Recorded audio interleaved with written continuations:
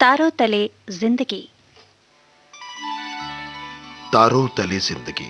इस सीरीज में हम आपके लिए लेकर आए हैं हिंदी साहित्य जगत की कुछ चर्चित कहानियों और उपन्यासों पर केंद्रित रेडियो नाट्य वाचन।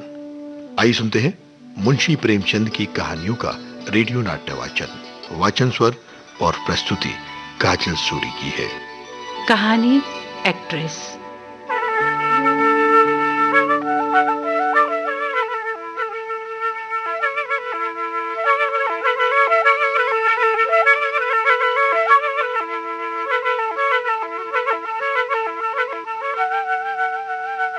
रंगमंच का पर्दा गिर गया। तारा देवी ने शकुंतला का पाठ खेलकर दर्शकों को मुक्त कर दिया। नाटक खत्म हुआ। दर्शक मंच पर आने लगे। उसी वक्त मैनेजर ने आकर दर्शकों को धन्यवाद कहा और वादा किया कि दूसरे दिन फिर वही तमाशा होगा। तब लोग शांत हुए, लेकिन एक युवक उस वक्त भी मंच पर खड़ा रहा। कोई राजकुमार मालूम होता था। उसने मैनेजर से पूछा, क्या मैं तारा देवी से एक पल के लिए मिल सकता हूं? मैनेजर ने उपेक्षा भाव से कहा, हमारे यहाँ कोई ऐसा नियम नहीं है। युवक ने फिर पूछा, क्या आप मेरा कोई पत्र उसके पास भेज सकते हैं? मैनेजर, जी नहीं, क्षमा कीजिएगा, ये हमारे नियमों के विरुद्ध है। युवक ने कुछ और ना कहा और चलने लगा। तभी मैनेजर ने पूछा, जरा ठहर जाइए, आपका कार्ड। युवक ने जेब से कागज का एक टुकड़ा निकालकर कुछ लिखा और दे दिया। मैनेजर ने उसे उड़ती हुई निगाह से देखा। कुंवर निर्मलकांत चौधरी। मैनेजर की कठोर मुद्रा कोमल हो गई। कुंवर निर्मलकांत, शहर के सबसे बड़े रईस और उच्च कोटि के विद्वान। मैनेजर अपने उपेक्षा भाव पर लज्जित हो गया। विनम्र शब्दों में बोला, माफ कीजिएगा, मुझसे बड़ा अपराध हुआ। मैं अभी तारा देवी के पास आपका कार्ड लिए जाता हूँ।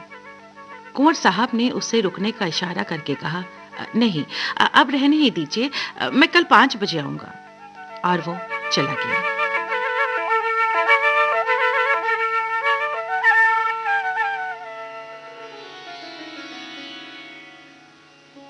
तारा एक साफ सुथरे और सजे हुए कमरे में मेज के सामने किसी ख्याल में गुम बैठी थी। कमरे में बहुत सारे उपहार थे, उनमें एक संदूक भी था। उसने वहां दाई से कहा, वो संदूक मेरे पास ला जरा। दाई ने संदूक लाकर मेज पर रख दिया। तभी एक लड़के ने एक पत्र लाकर तारा को दिया। तारा ने पत्र को देखा। कुंवर निर्मलकांत। लड़के से पूछा, ये पत्र किसने दिया? वो तो नहीं जो रेशमी साफा बांधे हुए थे? लड़के ने केवल इतना कहा, ये मैनेजर साहब ने दिया है। और वो बाहर चला गया। संदूक में सबसे पहले डिब्बा नजर आया। तारा ने उसे खोला तो सच्चे मोतियों का सुंदर हार था। डिब्बे में एक तरफ एक कार्ड भी था। तारा ने लपक कर उसे निकाला और पढ़ा, कुंवर निर्मलकांत। कार्ड उसके हाथ से छूटकर गिर पड़ा। वो भागती हुई मैनेजर के पास गई। तारा ने पूछा, ये कुंवर निर्मलकांत बाहर है क्या? लड़का पत्र देकर भाग गया, मैं उसे कुछ पूछ ना सकी। मैनेजर, वो तुम्हारे चले जाने के बाद ही चले गए और वो कल शाम को 5 बजे आपसे फिर मिलने को आएंगे। बड़े विद्वान आदमी हैं और शहर के सबसे बड़े रईस। कुंवर साहब आ रहे होंगे। तारा आईने के सामने खड़ी तैयार हो रही थी। कुंवर साहब आ गए। आते ही उनकी निगाह तारा की गर्दन पर पड़ी। वो मोतियों का हार जो उन्होंने रात को भेंट किया था चमक रहा था। कुंवर साहब को इतना आनंद हुआ जो पहले कभी नहीं हुआ था। बोले, मैंने आपको आज इतने सवेरे कष्ट दिया, माफ कीजिएगा। तारा ने कहा, इससे ज्यादा खुशी और क्या हो सकती है कि मैं आपसे मिली। अब तो कभी कभी मुलाकात होती रहेगी ना? निर्मलकांत ने मुस्कुराकर कहा, कभी कभी नहीं, रोज। तारा भी मुस्कुरा दी। दोनों तरफ से इस प्रीति को निभाने के वादे हुए और फिर कल भोज का न्योता देकर कुंवर साहब विदा हुए। 1 महीना गुजर गया। कुंवर साहब दिन में कई कई बार आते। उस दिन संध्या समय कुंवर साहब ने ताराबाई के पास जाकर कहा, तारा, एक बात कहना चाहता हूं, इनकार न करना। तारा का हृदय उछलने लगा। बोली, कहिए, क्या बात है? ऐसी कौन सी वस्तु है जिसे आपकी भेंट करके मैं अपने आप को धन्य समझूं? कुंवर साहब ने उसको शादी का प्रस्ताव दिया। तारा ने स्वीकार कर लिया और खुशी के मारे रोती हुई कुंवर साहब के पैरों पर गिर पड़ी। बोली, मैं तो निराश हो चली थी, आपने बड़ी लंबी परीक्षा ली। कुंवर साहब बोले, अगर मुझे यकीन होता कि तुम मेरी बात को मान लोगी, मेरी याचना को स्वीकार कर लोगी, तो बहुत पहले मैंने ये कहा होता। बोले, मैंने वकीलों से पूछ लिया है, एक कानून ऐसा है जिसके अनुसार हम और तुम एक प्रेम सूत्र में बंध सकते हैं, उसे सिविल मैरिज कहते हैं। तारा के मुंह से एक शब्द ना निकला। कुंवर साहब चले गए और तारा वही मूर्ति की भांति बैठी रही। विवाह का एक दिन और बाकी है। तारा को चारों तरफ से बधाइयां मिल रही हैं, लेकिन वो उदास है। उसके मन में पिछले 4 दिनों से यही सवाल उठ रहा है कि क्या वो कुंवर साहब के साथ ठीक कर रही है? क्या वो कुंवर साहब का जीवन सुखी बना सकती है? हाँ, बिल्कुल। इस विषय में उसे बिल्कुल भी संदेह ना था, क्योंकि वो कुंवर साहब से बेहद प्रेम करती थी। लेकिन वो एक ढलता हुआ सूरज थी। वो विनोद, वो सरल छवि, विश्वास वो कहाँ से लाएगी जिसके सम्मिश्रण को यौवन कहते हैं?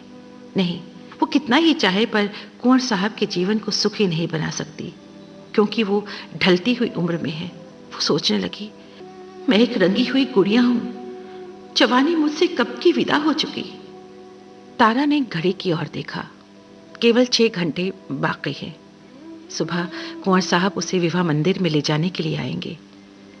तारा ने एक सफेद साड़ी पहन ली, सारे आभूषण उतार कर रख दिए, गर्म पानी से मुंह हाथ धोया, आईने के सामने जाकर खड़ी हो गई। सोचने लगी, कहाँ थी वो छवि, वो ज्योति जो आंखों को लुभा लेती थी? रूप वही है, पर कांति कहाँ? तारा को अब एक पल भी वहां खड़े रहना कठिन हो गया। वो मेज पर जा बैठी और एक पत्र लिखने लगी। प्रियतम, मुझे माफ करना, मैं अपने को तुम्हारे योग्य नहीं पाती। तुमने मुझे जो प्रेम दिया उसकी इस जीवन में मैं आशा ना कर सकती थी। मेरे लिए इतना ही बहुत है। मैं फिर आऊंगी, फिर तुम्हारे दर्शन करूंगी, लेकिन उस दिशा में जब तुम विवाह कर लोगे। यही मेरी लौटने की शर्त है। ये आभूषण जो तुमने मेरे लिए भेजे थे, अपनी तरफ से नव वधू के लिए छोड़े जाती हूँ। केवल वो मोतियों का हार जो तुम्हारे प्रेम का पहला उपहार है, अपने साथ लिए जाती हूँ। तुमसे हाथ जोड़कर कहती हूँ, मेरी तलाश ना करना, मैं तुम्हारी हूँ और सदा तुम्हारी रहूंगी। तुम्हारी तारा। ये पत्र लिखकर तारा ने मेज पर रख दिया, मोतियों का हार गले में डाला और बाहर निकल गई। कुछ दूर गलियों में चलने के बाद उसने गंगा का रास्ता पकड़ा। गंगा तट पर सन्नाटा छाया हुआ था। एक छोटी सी नौका किनारे पर लगी हुई थी। मल्हा नौका में बैठा था। उसने मल्हा को पुकारा, ओ माझी, उस पार नाव में ले चलेगा? माझी ने जवाब दिया, इतनी रात गए, नाव ना जाए। मगर दूनी मजदूरी की बात सुनकर उसने डांड उठाया और नाव को खोलता हुआ बोला, सरकार, उस पार कहाँ जाए? उस पार एक गांव में जाना है, तारा ने कहा। माझी ने नाव खोल दी। तारा उस पर जा बैठी और नौका मंद मंद गति से चलने लगी।